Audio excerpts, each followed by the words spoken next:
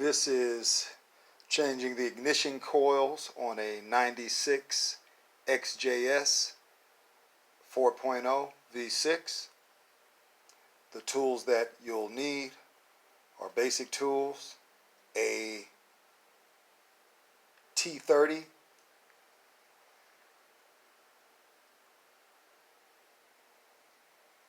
and a 8mm socket. Once you use the T30 to remove this cover right here, and be careful because there is a gasket on there that you're going to have to place very carefully back on there to seat it, right? Once you get that off, then you're going to take your socket, 8mm, remove the bolts, right? Then you want to push down and pull out. You're going to have some strong fingers. I would not advise using pliers, but if you think you got that touch, go ahead and do what you got to do.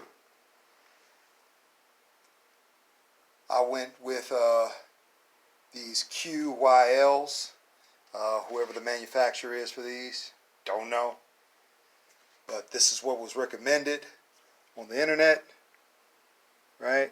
When I looked up the parts, a lot of people were saying that these were fine. So I said, hey, you know what?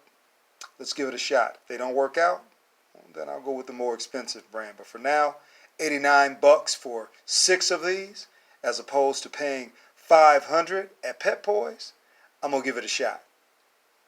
So, once you got that unplugged, pull the old one out, right? Put the new one in, right? Get it seated down on there, right?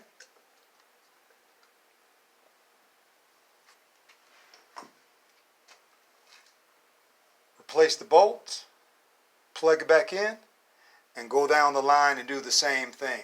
And then replace the cover, put the cover back on. That's pretty much it.